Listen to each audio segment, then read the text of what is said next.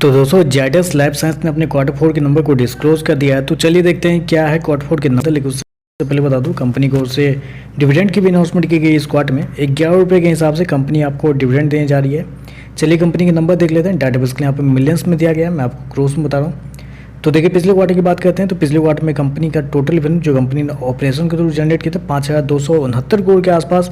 पिछले साल देखते हैं तो 5,533 करोड़ के आसपास, जबकि अभी देखें तो बढ़ के 6,527 करोड़ आपको जाता हुआ देखने को मिला। तो साल दर साल जाते हैं तो साल दर साल कंपनी के रेवेन्यू के अंदर तेजी आपको देखने को मिल रही है। लगभग बोल सकते हैं आप 18% के आसपास का जंप है कंपनी के रेवेन्यू के अंदर साल दर साल। जबकि क्वार्टरली बेस पे जाते हैं तो यहाँ पर भी लगभग 25% के आसपास की तेजी है। तो कंपनी का रेवेन्यू देखें तो आपको साल दर साल क्वार्टर बढ़ता हुआ देखने को मिल रहा है। कंपनी शो कितना किया है 6,527 करोड़ के आसपास का रेवेन्यू इस क्वार्टर में, जबकि मार्केट का अनुमान भी था 6,430 करोड़ के आसपास। तो आप कर सकते हैं जितना मार्केट का अनुमान था उसके आसपास ही आपको देखने को मिल रहा है। चलिए खर्चे क्या है वो देखते हैं।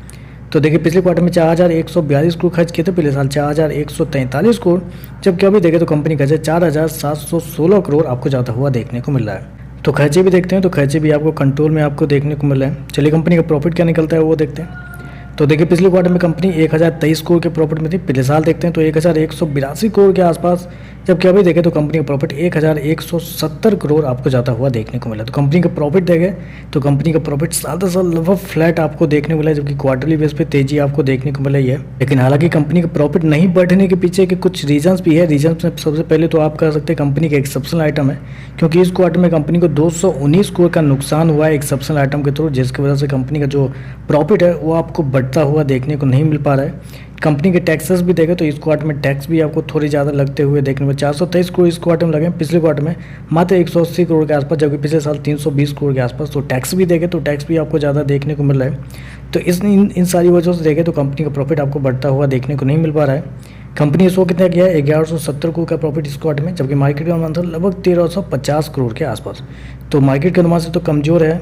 लेकिन अगर आप कंपनी के नेट प्रॉफिट में एक्सेप्शनल आइटम को निकाल देते हैं तो कंपनी का प्रॉफिट भी लगभग 1,400 करोड़ के आसपास आता है, जिस हिसाब से देखें तो इनलाइन आपको देखने को मिल रहा है। ईपीएस की बात करते हैं तो देखिए पिछले क्वार्टर में कंपनी का ईपीएस 10 रुपये 17 पैसे, पिछले साल 11.5 रुपये के आसपास, जबकि अभी भी देखें तो 11.5 रुपये के आसपास आपको देखने को मिला। तो ओवरऑल देखें तो नंबर कुछ खास आपको देखने को नहीं मिल रहा है, मतलब इनलाइन कर सकते हैं, क्योंकि एक्सेप्शनल आइटम हटाने के बाद कंपनी का प्रॉफिट भी इनलाइन देखने को मिला है। तो रेवेन्यू प्रॉफिट दोनों देखें तो इनलाइन आपको देखने को पॉजिटिव नंबर है, लेकिन इनलाइन आपको देखने को मिल रहा है। तो चलिए बस आज के लिए बस इतना है। वीडियो पसंद आए तो लाइक कीजिएगा, साथ में साथ चैनल को सब्सक्राइब जो कीजिएगा। धन्यवाद।